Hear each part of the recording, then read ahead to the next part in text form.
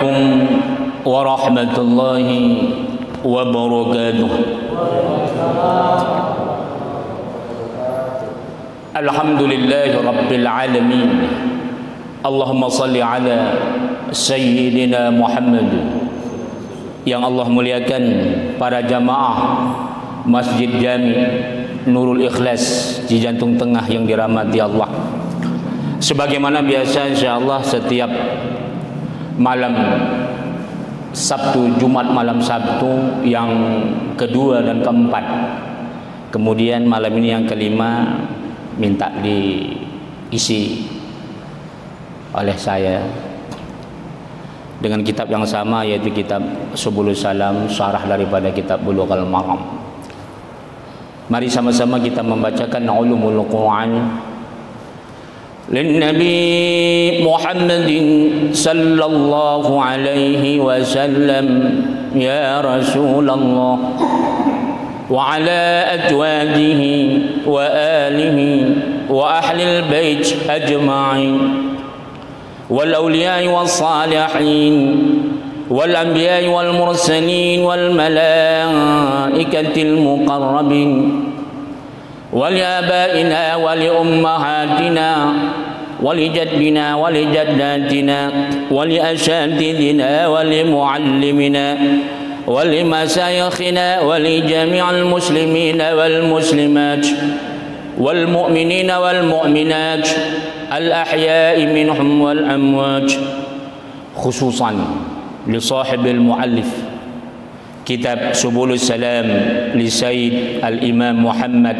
بن إسماعيل الكحلاني ثم الصنعاني بشرح بلوغ المرام من جمع أدلة الأحكام للحافظ شهاب الدين أبي الفضل أحمد بن علي بن محمد بن حجر الكناني العسقلاني القاهري، ونفعنا بهما والمسلمين بعلومهما وبعلوم جميع العلماء. Amin ya Allah. Ya Allah, ya Tuhan kami, anugerahkanlah keberkahan kepada kami di dalam majelis ilmu ini, kiranya bermanfaat kepada kami, keluarga, anak maupun keturunan kami. Jauhkanlah kami dari segala malapetaka, bencana, fitnah dunia maupun fitnah akhirat. Jauhkanlah kami dari segala cobaan yang tidak sanggup kami memikulnya. Jauhkanlah kami ya Allah dari segala gangguan, tipu daya, muslihat baik yang datangnya daripada golongan jin maupun manusia. Ya Allah, ya Tuhan, anugerahkanlah nikmat kepada kami, anak dan keturunan kami menjadi imaman lil muttaqi, menjadi pemimpin bagi orang-orang yang bertakwa. Anugerahkan pula keberkahan, kesehatan, umur yang panjang lagi berkah kepada kami, anak dan keluarga kami ya Allah. Begitu juga berikan keberkahan kepada siapa saja yang telah pernah berbuat baik kepada kami, khususnya mereka yang telah berkhidmat membantu perjuangan dakwah kami, wabil khusus kepada seluruh orang-orang muhsinin yang telah membantu masjid kita ini, Masjid Nurul Ikhlas. Tinggikan derajat mereka ya Allah fid dunya wal akhirah bi barakati al-Fatihah. A'udzu billahi minasy syaithanir rajim. Bismillahirrahmanirrahim. Alhamdulillahi rabbil alamin. Arrahmanir rahim. Maliki yaumiddin. Iyyaka na'budu wa iyyaka nasta'in. Ihdinas siratal mustaqim. Siratal ladzina an'amta 'alaihim ghairil maghdubi 'alaihim waladdallin. Amin. Alhamdulillah. Insyaallah kita membuka bab az-zuhud wal wara'. Biasanya kita buka kitab salat, kurikulum kita Sabtu kedua dan keempat. Nah, ini di luar kurikulum, tapi kitabnya sama. Kitabnya sama. Sesuai dengan jadwal akan kita teruskan nanti bab salatnya. Karena ini di luar jadwal kita, tetap kitabnya yang sama, tapi kita mengambil hadis-hadis ya. Ini khusus kitab hadis yang dijabarkan oleh Imam San'ani daripada kumpulan hadis-hadis Ibnu Hajar Al-Asqalani. Jadi di dalam syarahnya ini ada sejarah tarikh, ada fikih, ada ilmu hadisnya, ada tauhidnya, ada tasawufnya, ada min jami'il ulum, seluruh ilmu agama yang berkaitan dengan hadis ini ada. Itu dia ya. Babuz zuhd wal wara'. Az-zuhdu, apa yang dikatakan zuhud? Bukan jim, Pak, zai. Bukan jihad, bukan jahada. Kalau jihad bersungguh-sungguh. Ini az-zuhdu. Huwa qillatur ruqbati fi syai'.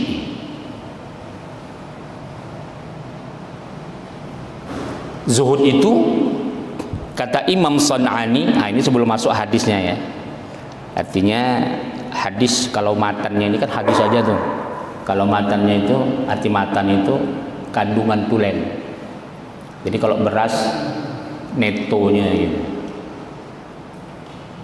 Gabahnya, brutonya lah itu kan. Goninya gitu. Itu kelebihan di Arab itu, Pak. Karya-karya ulama dulu itu disyarahkan lagi. Kalau kita kan budaya barat, budaya Eropa, Amerika, Australia, Indonesia itu tidak budaya mensyarahkan. Artinya kalau ada karya kita gitu dijabarkan lagi oleh orang lain dari karya kita itu nggak budaya di seluruh dunia kecuali di Arab. Itu kelebihan ulama-ulama Arab atau ulama Islam ya, nggak bisa dikatakan Arab saja, di dunia Islam. Jadi ada istilah al-Arab secara kaumiyah nasional mereka, ada al-Arab wal Islami, Arab dan Islam.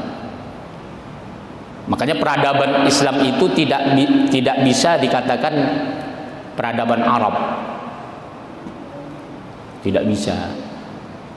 Kenapa? Karena peradaban Islam itu bercampur semua bangsa di situ di dalamnya. Nggak bisa dikatakan peradaban Arab. Dan peradaban Arab sudah hilang. Tapi kalau menurut orang Arab sendiri,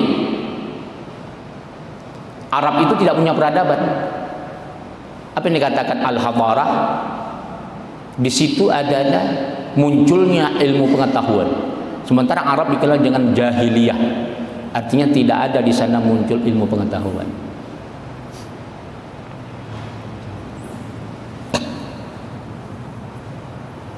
Dengan adanya Islam, disitulah muncul peradaban Islam.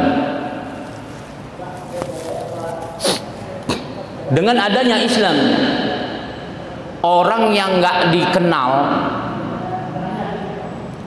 sampai di jantung tengah jadi kenal, Pak. Coba lihat dulu Abu Bakar Siddiq, Umar bin Khattab itu hanya dikenal dari orang Quraisy saja. Utsman bin Affan, Ali bin Abi Thalib sebelum datangnya Islam itu hanya dikenal di kalangan orang Quraisy, itu pun Mekah saja, Madinah saja nggak sampai. Orang Madinah nggak kenal tuh siapa Ali bin Abi Thalib, siapa Abu Bakar Siddiq, Umar bin Khattab, nggak kenal. Apalagi bapak ya. Bapak kenal nggak dengan Umar bin Khattab? Kenal lah ya. Setiap Ramadan disebut Al-Khalifah yang keberapa? Yang penting disebut Pak ya. Al-Khalifatul Ula Abu Bakar Siddiq. Kemudian Al-Khalifatul Tsaniyah itu siapa? Umar bin Khattab. Al-Khalifatul Tsalitsah itu Utsman bin Affan. Al-Khalifatul Rabi'ah Ali bin Abi Thalib. Ya. Walaupun banyak orang nggak mau mengumandangkan itu, tapi afdal itu dikumandangkan 1 tahun sekali pada bulan Ramadan, supaya anak kita itu tidak hanya taunya Naruto aja, ya, taunya selebritis Korea. Coba tiap tahun disebut nama khalifah Islam saja nggak hafal anak kita. Nah, ini malam tahun baru hafal semua, Januari, Februari, Maret sampai Desember hafal. Coba bulan Arab anak kita uji dulu, Pak. Atau kita sendiri diuji diri kita dulu. Tahu nggak Muharram, Safar, Rabiul Awwal, Rabiul Akhir? Iya Pak. Bapak tahu nggak dari Muharram? Ini bulan berapa sekarang Pak? Sekarang bulan berapa?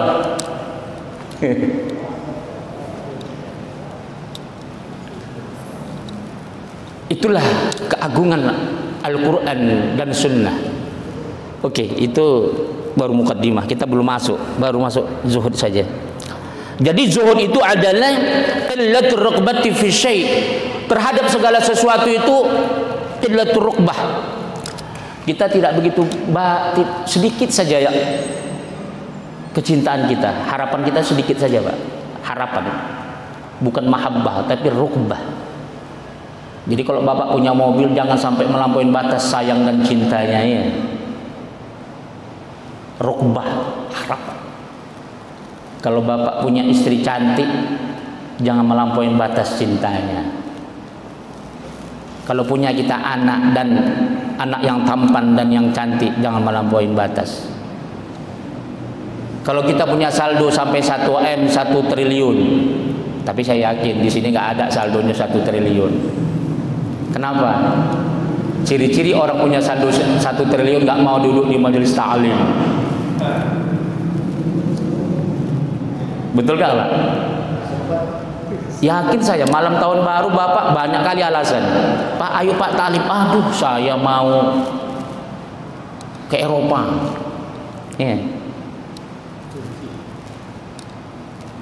Kalau sudah duit saldo 1 triliun, gengsi duduk di sini belajar kitab. Coba lihat sultan-sultan Teluk Arab Timur Tengah. Ada nggak mereka bercita-cita keturunan Sultan Abdul Aziz jadi ulama? Ada nggak? Maka sekarang MBS itu kan anaknya Raja Salman Muhammad itu membuat New Wahabi. Sekarang lagi geger sekarang. Yang geger bukan di Saudi, yang geger itu seluruh Timur Tengah, Eropa, apalagi Indonesia. Saya kemarin dialog dengan wartawan internasional orang Indonesia yang sudah hampir lebih dari 30 tahun berada di Mesir, Mustafa Abdurrahman. Kenal Bapak? Silakan Bapak kalau baca Kompas, Mustafa Abdurrahman itu teman saya Pak. Dulu saya waktu di Mesir tahun 2001 pernah saya minta belikan kitab di Lebanon melalui beliau. Itu kita dialog Pak tentang Saudi Arabia. Bagaimana sekarang modernisasi di Arab Saudi, yang dulunya pakai cadar harus dibuka semua, yang dulunya wanita nggak boleh nyetir mobil dibuka. Tapi itu panjang, kita cerita zuhud. Artinya ketika kita sudah tidak punya sifat zuhud, apabila sudah menjadi seorang raja, anak dan keturunan kita gengsi buka kitab belajar agama, apalagi cita-cita jadi ulama, ya gengsi. Walaupun Allah menawarkan martabat ulama itu sama kayak martabat para rasul, al ulama warasatul anbiya, walaupun martabat rasul itu tetap lebih tinggi, tapi artinya para ulama itu adalah golongan martabat yang tertinggi setelah rasul nabi. Makanya cobaan para rasul dan nabi itu berat. Tidak ada manusia yang paling besar cobaannya kecuali para rasul dan nabi. Makanya sultan-sultan nggak mau jadi ulama. Setelah rasul dan nabi siapa? Wali Allah, para ulama. Jadi kalau ada ulama yang senang, itu bukan ulama itu Pak. Jadi kalau ada ulama yang dia penderitaannya lebih rendah dari bapak, ada ulama bergelar kiai, tapi dia lebih cobaannya lebih ringan dari bapak, itu bukan kiai. Cuman jangan bapak bayangkan kalau ada kiai punya mobil seolah-olah dia lebih senang dari bapak, jangan ya. Kita nggak tahu, cobaan mereka jauh lebih berat, jauh lebih besar. Di antara para rasul siapa yang paling berat? Yang 25 rasul. Kalau Imam Jalalul Al-Mahalli, Imam Jalal As-Suyuti di dalam tafsirnya Jalalain lebih kurang 8.000 ada para rasul. Lain lagi nabi.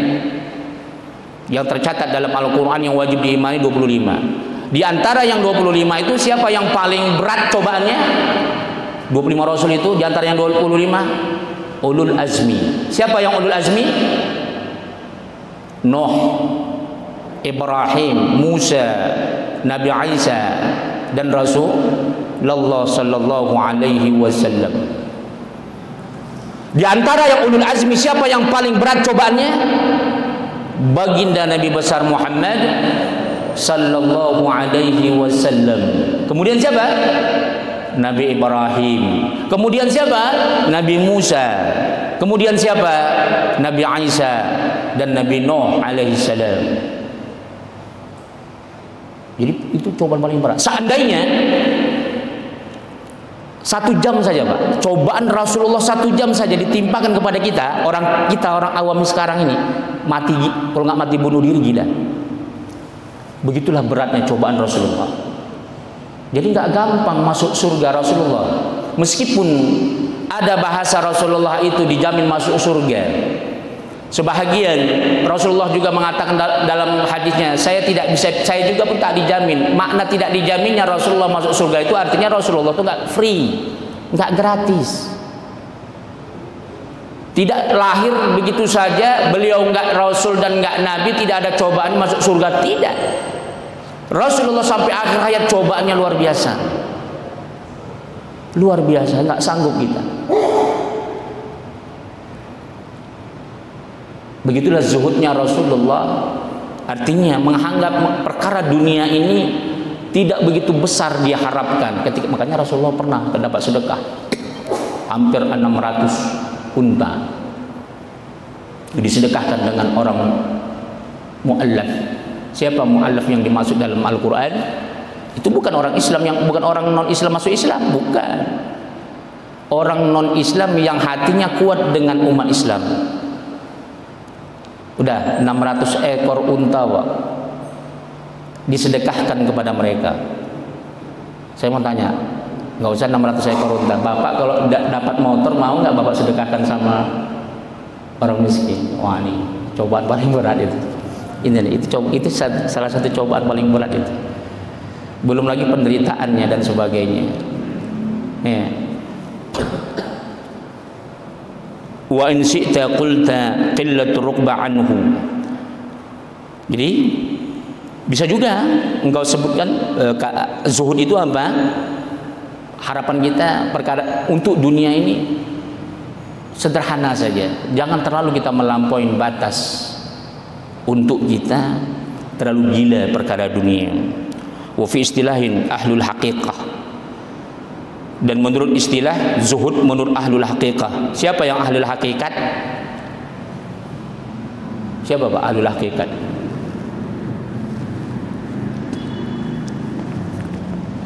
Imam Junaid mengatakan la yablughal 'am haqiqat asy-syar'i wa haqiqat al-ma'rifah hatta yablugha.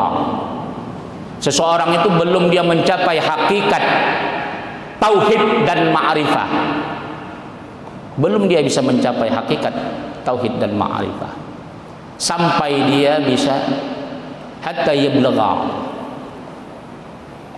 sampai dia benar-benar merasakan menjalankan apa? Al-ahwal wal maqamat. Ahwal dan maqamat. Apa dikatakan ahwal? Apa dikatakan maqamat? Maqam, level.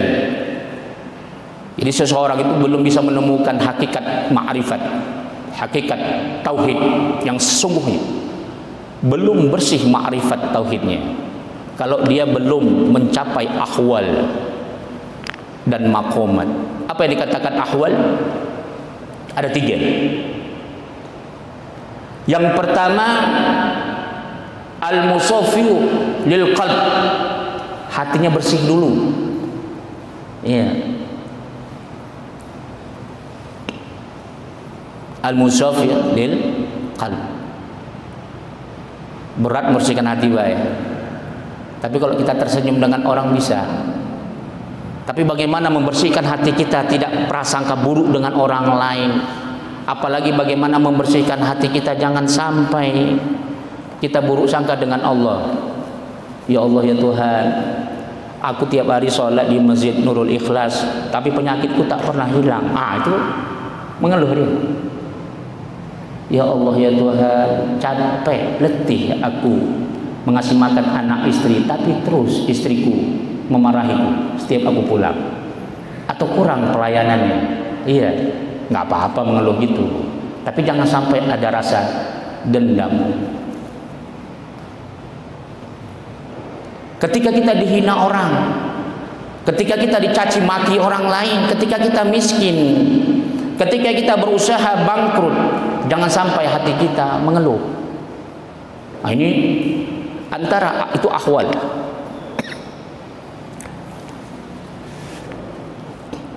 Jadi rasa syukur, ikhlas dan sabar itu, ahwal kita itu ditentukan lagi dengan makomat levelnya. Level syukur Rasul dengan kita tak sama. Nggak usahkan Rasul terlalu jauh ya. Level syukur antara ulama dengan kita saja tak sama. Belum lagi level para syukurnya para wali, itu baru syukur. Belum lagi level ikhlasnya, sabarnya, level qanaahnya, makomat, makom. Maka ahwal dan makom itu penentu seseorang itu bersih atau tidak hakikat ma'rifat dan tauhidnya. Maka dilihat dulu ahwalnya. Ya, ahwal tadi apa? Yang pertama, musafiyul qalbi, bersih dulu hatinya. Allahu Akbar, lisannya mengatakan Allah Maha Besar, hatinya aduh ini malam tahun baru nih kemana ya, bakar jagung atau bakar ikan. Berarti level makom khusyuknya masih sebatas itu ya. Bismillahirrahmanirrahim, dengan menyebut nama Allah yang Maha Pengasih lagi Maha Penyayang. Tapi hati kita kemana-mana, ke pasar Ciracas,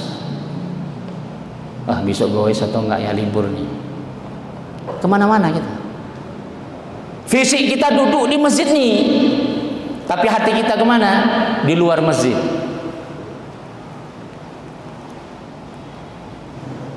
Maka itulah dia makomat kita, makom kita. Itu pertama. Yang kedua apa? Al-muzakkiyatul linnafs, atau disebut dengan tazkiyatun nafs, membersihkan roh kita, jiwa kita. Jangan sampai jiwa kita dikotori dengan perkara-perkara dunia, termasuk zuhud. Ini penting. Jangan sampai roh kita, Pak, kalau bapak punya mobil baru beli, disenggol orang, kira-kira itu marahnya sampai ubun-ubun atau enggak? Apalagi umpamanya kaca spionnya pecah.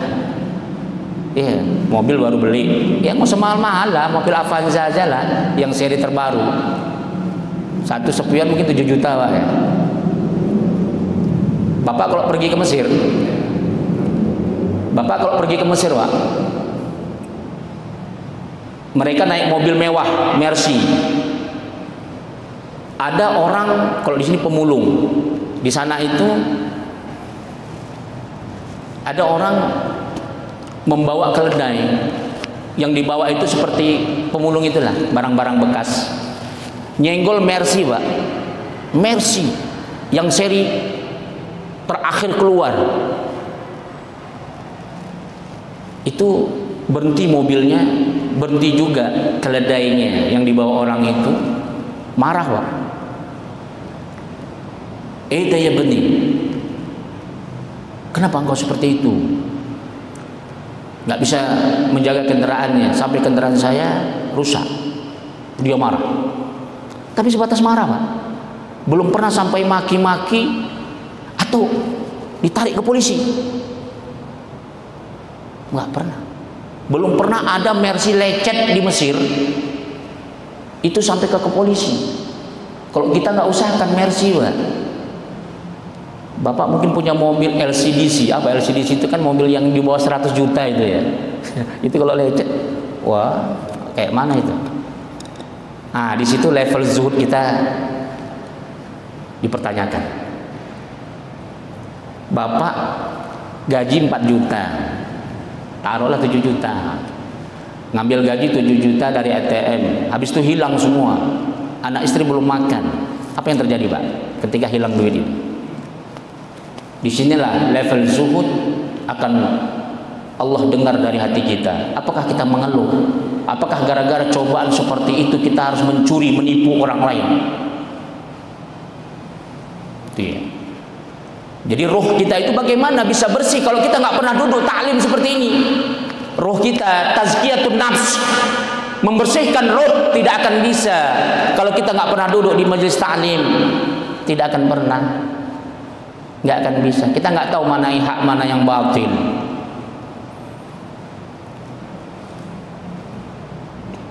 Yang kedua, yang ketiga, al-amalus salih.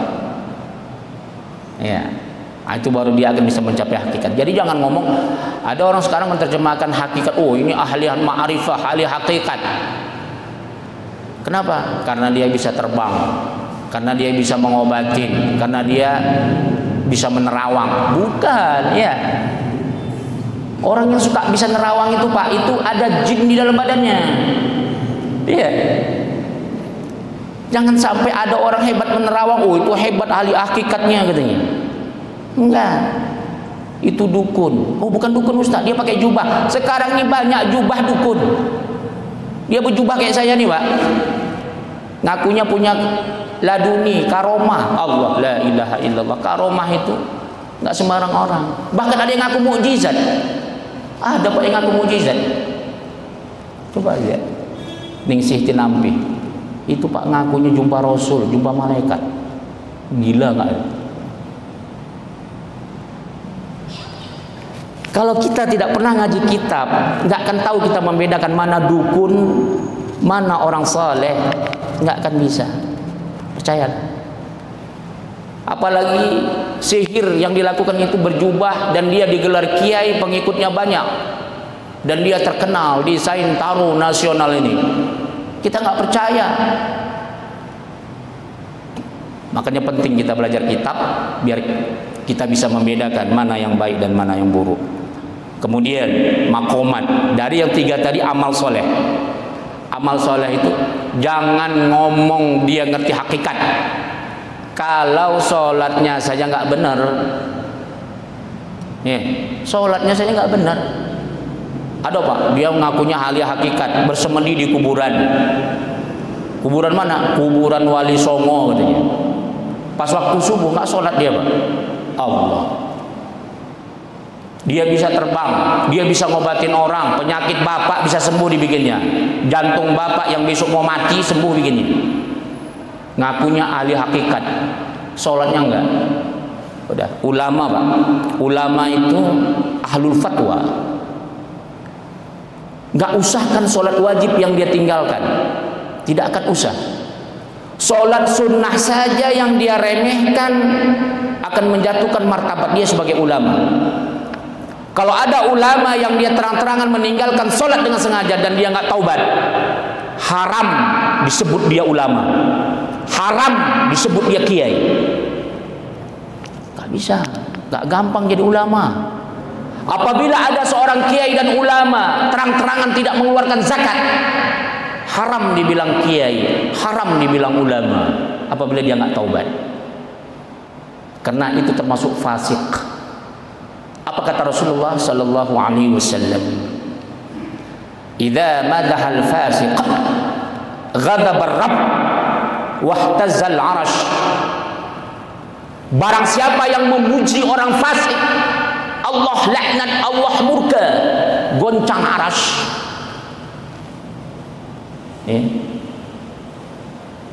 Apa yang dikatakan madah, pujian? Kiai, ustaz, ulama. Jadi kalau bapak bilang kiai, dia berdukun, dia pakai sihir, haram, nggak boleh. Nggak boleh dibilang kiai, nggak boleh dibilang ulama. Jadi ahlul fatwa itu sholat sunat rawatib saja nggak boleh dianggap remeh. Ulama itu tidak boleh meninggalkan tahajud. Kalau bapak nggak apa-apa meninggalkan tahajud, tidak masalah. Kalau ulama jangan coba-coba nggak tahajud. gugur martabat ulamanya. Itu baru sholat sunatnya. Sholat sunnah saja diremehkan, nggak boleh sama ulama. Tinggi rendahnya martabat ulama, apakah dia istiqomah tahajudnya, witirnya, dan sholat sunat fajar. Yang tiga, kalau dia mampu zakatnya nggak boleh tinggal, itu wajib. Kurbannya, kalau dia mampu nggak boleh nggak berkurban. Kenapa? Karena yang saya sebutkan ini bagi Rasulullah wajib. Tahajud sama Rasulullah wajib. Witir wajib. Sunat fajar wajib. Berkurban wajib bagi Rasulullah. Kutiba alayya an-nahra wa lam yuktab alaikum. Kurban itu sama aku wajib kata Rasulullah, kecuali kamu. Tapi kalau menurut Imam Hanafi enggak. Menurut Imam Hanafi umat Islam pun wajib berkurban, yang mampu ya. Jadi itu ya zuhud. Dari yang tiga tadi, tazkiyatun nafs, membersihkan hati, al-musyafiyatul qalb, membersihkan hati, amal saleh. Kemudian levelnya dilihat, makomat, bagaimana level sholatnya, level sholat sunatnya, level puasanya, level syukurnya, level sabarnya, level waraknya, level zuhudnya. Itu ya. Jadi menurut al-hakikat apa?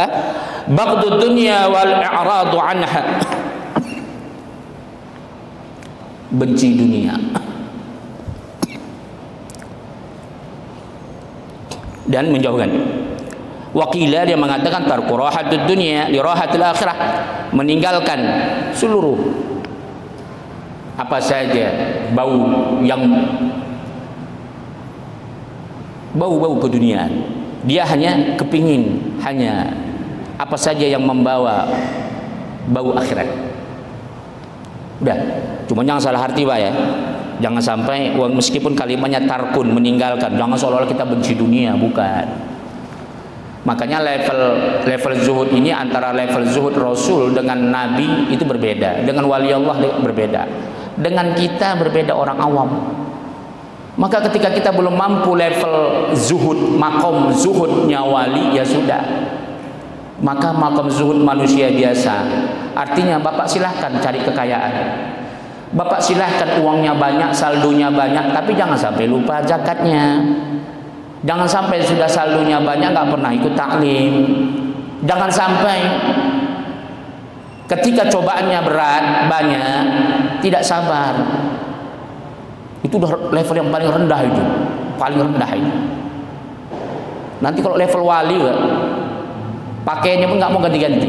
Coba lihat Umar bin Khattab. Itu nggak sanggup kita ngikuti Umar bin Khattab.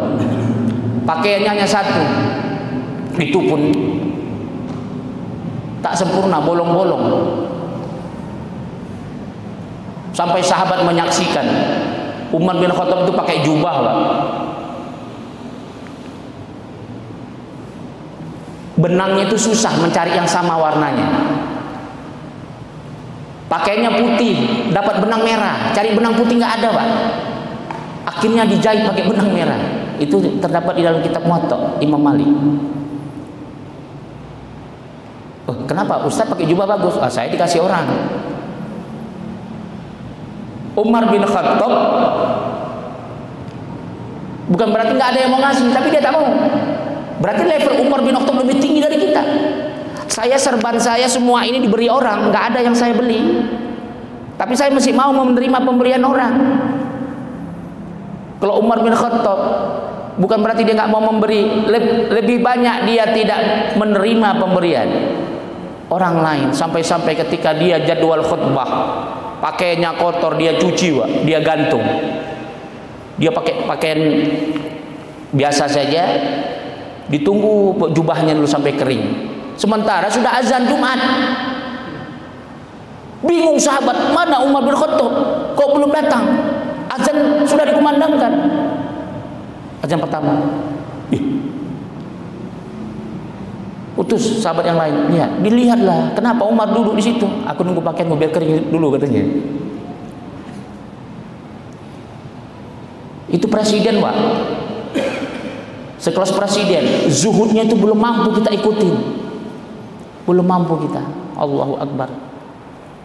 Jadi bagaimana kita mau mengharap surganya Rasul ya? Surganya para sahabat. Zuhudnya luar biasa. Ketika ada bantuan baju bekas, dia berkata sama anaknya, ya Abdullah, kasihlah bapak sepenggal kain, seutas kain untuk menyambung jubah nih, terlalu pendek ini. Hanya itulah yang dia bisa pernah minta. Untuk menyambung jubahnya dikhawatirkan terlalu naik ke atas, nampak betisnya. Sampai seperti itu dia susahnya. Di dalam kitab Al-Muwatta Imam Malik, bagaimana zuhudnya sahabat. Dari zaman Rasulullah sampai zaman Khalifah Utsman bin Affan diceritakan dalam kitab Al-Muwatta.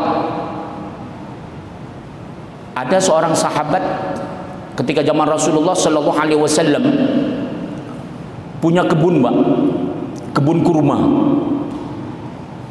Kurmanya itu indah sekali dan banyak pohonnya sudah mau panen, ranum,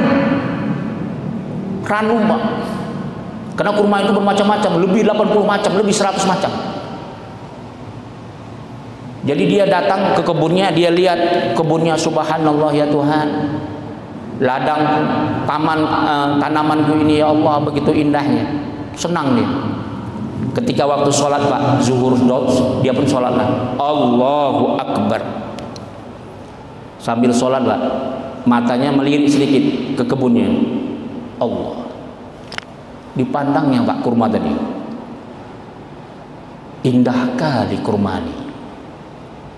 Allah berikan aku rezeki begitu besar sampai aku mau metik mau panen, mau menikmati panen yang begitu banyak.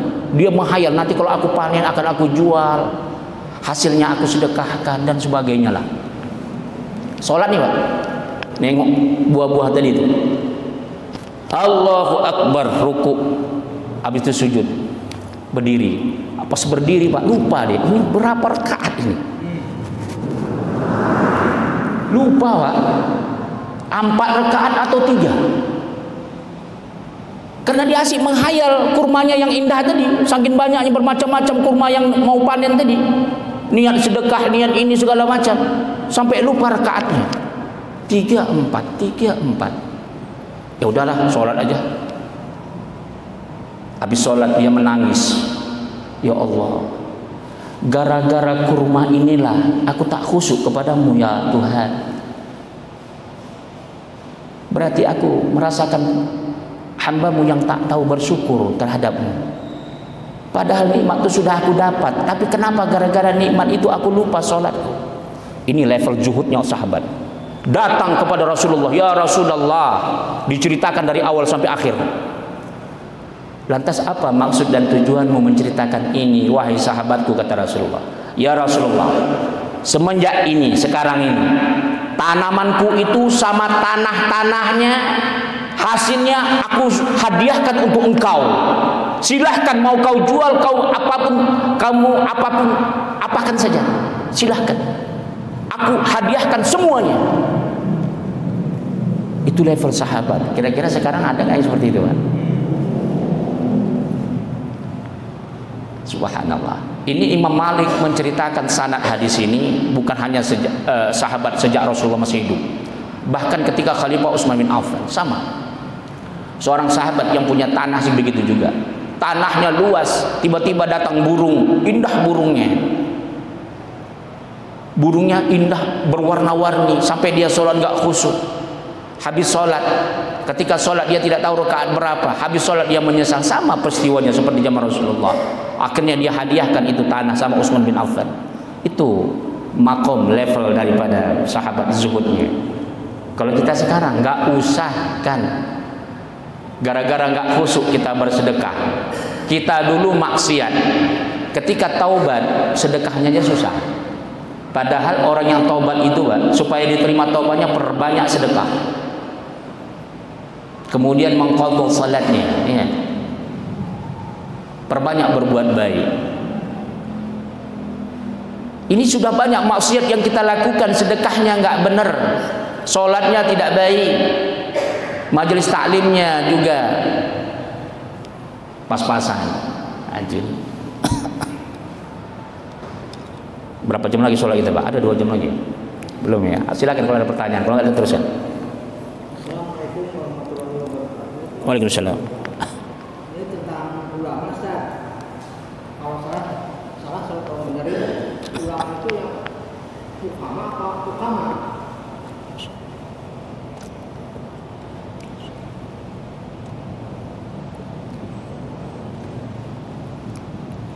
Apa tadi, Pak? Pertanyaannya hukama. Hukama. Hukama atau? Iya. Maksudnya ada yang menggerakkan hukama atau hukama gitu. Kalau hukumah artinya pemerintah. Hukama itu jamaknya. Hakim. Beda dengan ulama. Jadi kalau hukama itulah dia umara, pemerintah. Tapi ada juga ulama yang dia hukama, yang memutuskan sebuah hukum.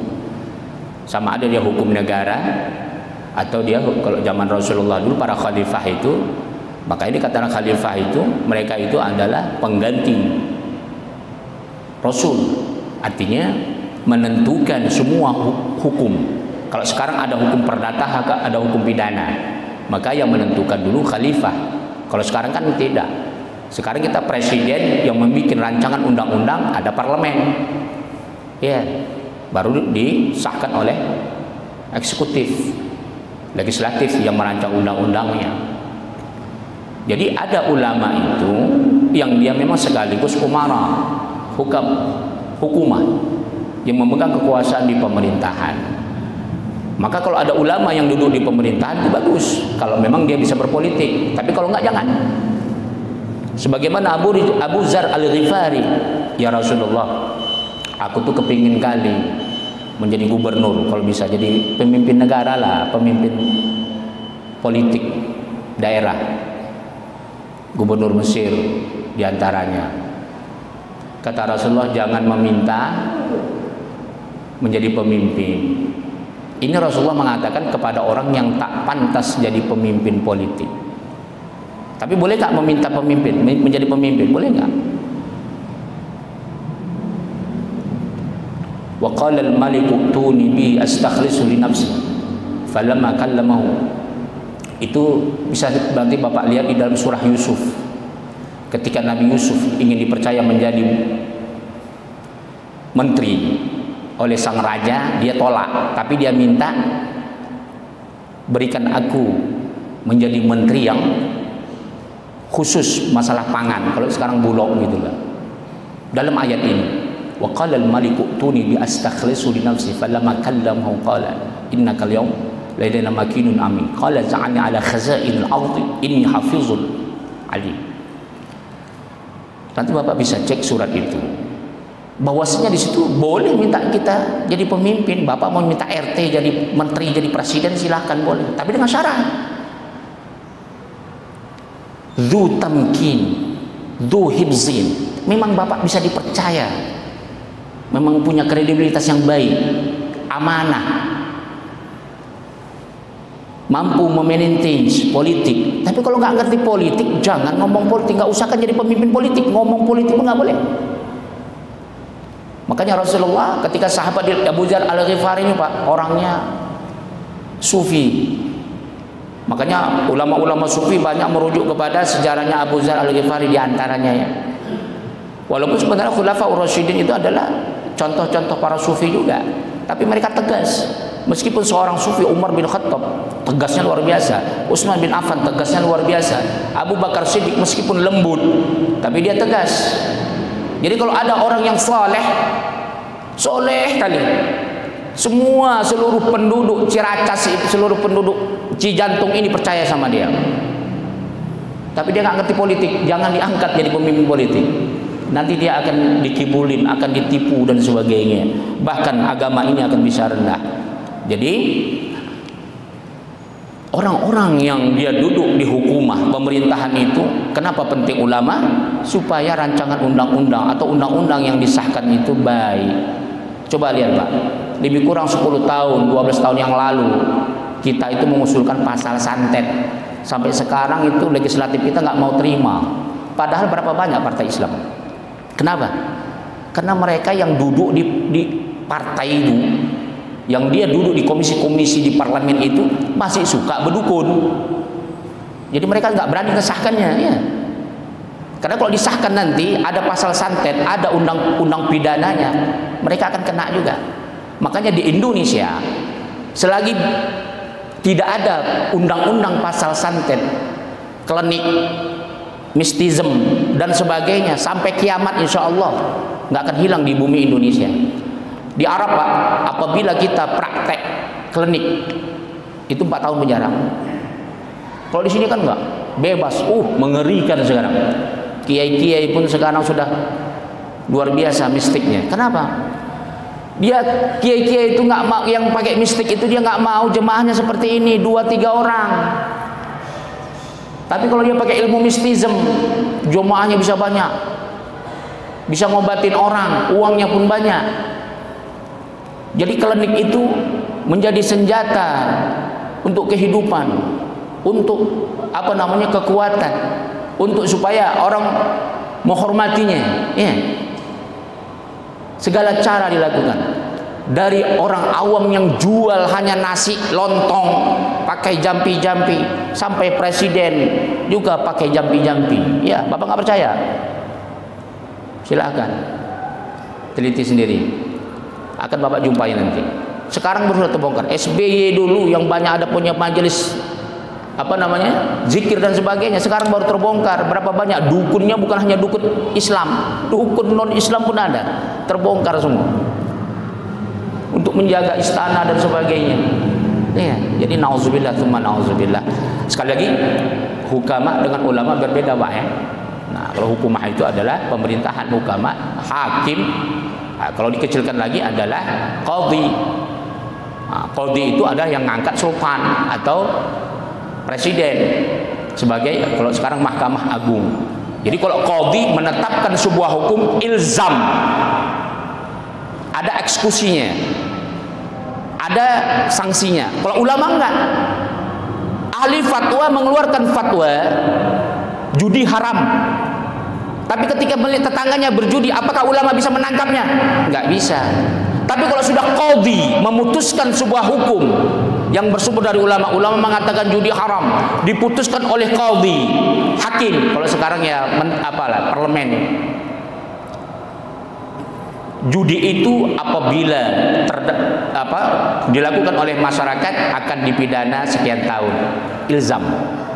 Artinya ada eksekusi, sanksinya. Jadi kalau ulama berkuar-kuar, kita ngaji kitab nih Pak, sampai mati saya. Itu hanya didengar saja. Jadi kalau ada lagi berzina di samping masjid, di samping rumah saya, nggak bisa saya tangkap. Jadi bagaimana ilmu ini supaya bisa ilzam? Dijadikan rancangan undang-undang. Nih, ketika sudah menjadi undang-undang, qadhi yang memutuskannya, hakim. Ya, atau kalau istilah zaman modern sekarang, ya menteri parlemen yang merancang undang-undang, maka eksekutif presiden yang mengesahkannya. Ketika sudah jadi undang-undang, apapun yang dilanggar akan menjadi sanksi hukum yang menyebabkan masyarakat kita bisa beradab dan bermoral. Wallahu taala alam bisawab. Insyaallah ini baru mukadimah kita nih kan, udah azan. Alhamdulillah, insyaallah akan datang kita sambung bi barakatil Fatihah. A'udzu minasyaitonir rajim. Bismillahirrahmanirrahim. Alhamdulillahirabbil alamin. Iyyaka na'budu wa iyyaka nasta'in. Shiratal ladzina an'amta 'alaihim. A'udzu billahi minasyaitonir rajim. Bismillah. Allahumma ij'al hadzal majlis barakatan wa mubarakah wa ba'id 'alaina fitnatan minad dunya wal akhirah. Walhamdulillahirabbil alamin. Assalamualaikum warahmatullahi wabarakatuh.